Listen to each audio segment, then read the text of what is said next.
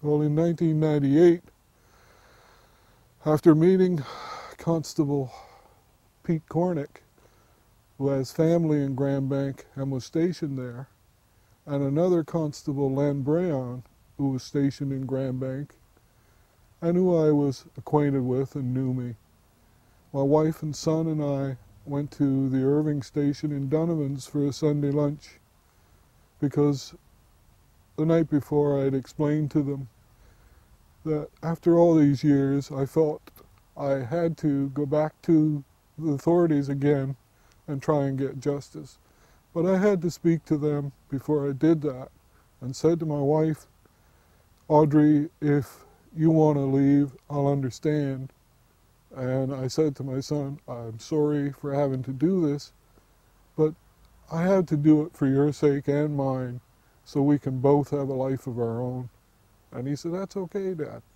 So the next day we go to Donovan's Irving to have lunch, and I ran into these two RCMP officers, and Len Brayon came and talked with me and said, Byron, you don't look like you're doing very well. And I said, no, sir, things aren't so good.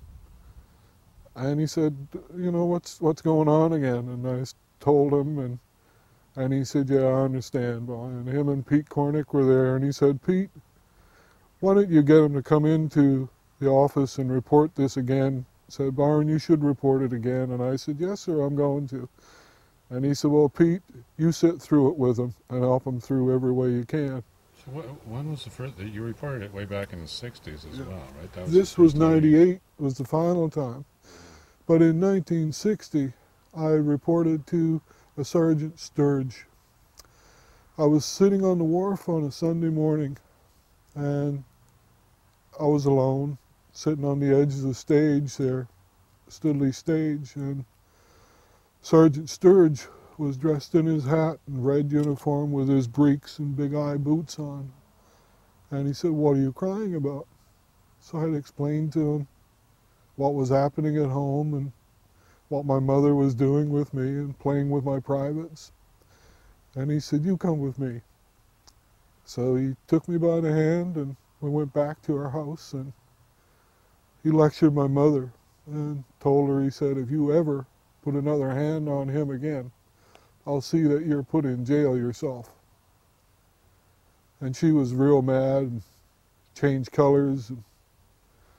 Anyway, he said to me, he said, now you come with me and we'll walk back up. He said, I got a new police car.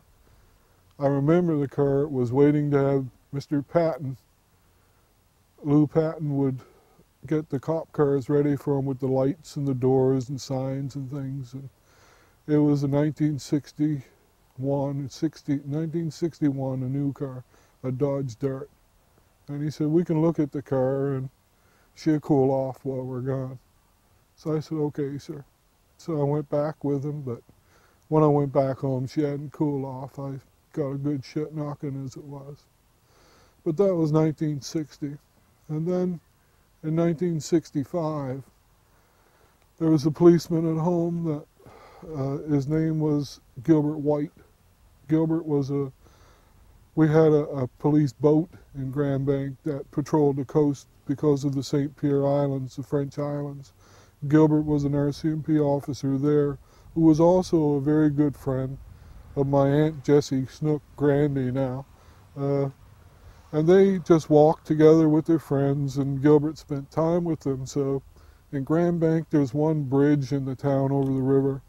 I was headed from my house to my grandmother's house because my mother was after abusing me, and I was crying going across the bridge. And Constable White and my Aunt Jess and two of her friends were walking across the bridge, and he said to me, he said, Byron, what's wrong?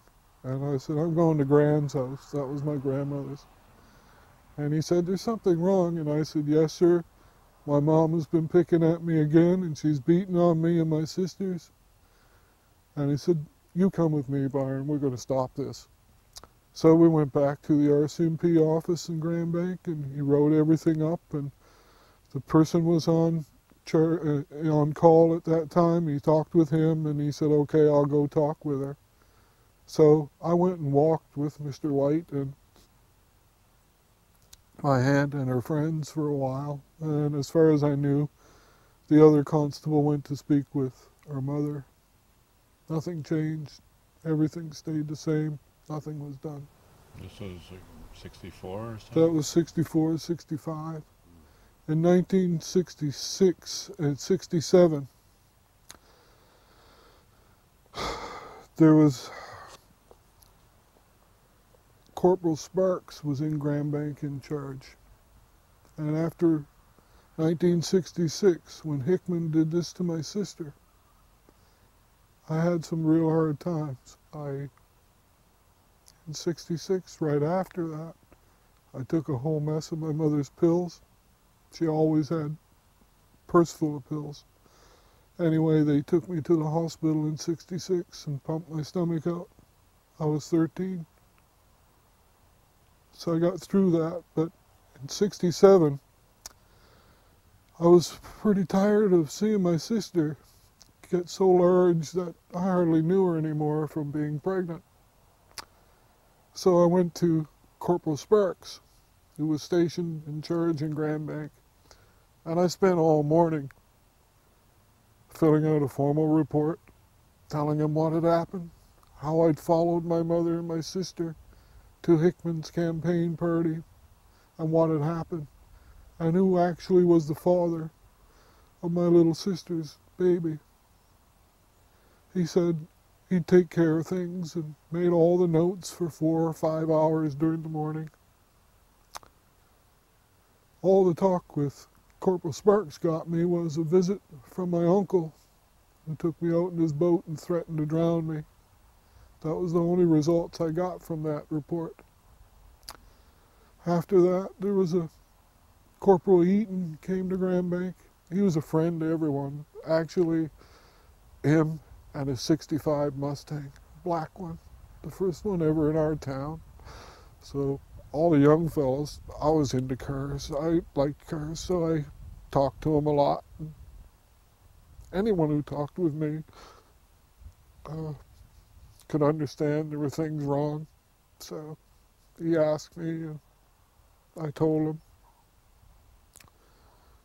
And he said, yeah, Byron, there's got to be something done about it. So I said, okay, sir. So he said, I'll see what I can do, and we'll talk about it later. Anyway, every time later when I'd go to the police office, that he'd be busy, and they'd tell me, why don't you come back Sunday when not so much is happening? So Sunday after Sunday, I stood on the step with no one there. Nothing happened. And then later in, I guess, 68, 69, maybe 70, Len Brayon came to Grand Bank. Another fellow that knew everyone in town, and one of the guys that I'd met at the Irving with Pete Cornick.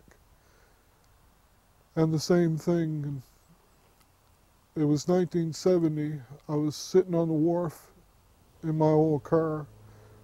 I had an old 64 Pontiac that I bought for $75 out of a scrap heap, and I repaired it to use and put it in my mother's name for insurance.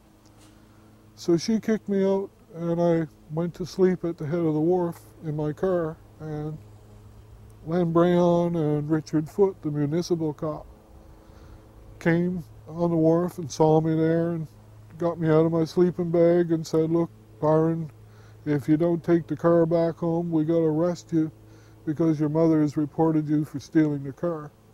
And I said, fellas, this is my car. It's just in her name. And you know what I got to go back to at that house if I go back, what she's going to do to me. And Constable Len Brayon looked at me, an RCMP officer, and said, I know that, Byron, but there's nothing I can do about that. You got to take the car home or I'm going to arrest you. So I said, I got to go and be abused or else you're going to abuse me and arrest me.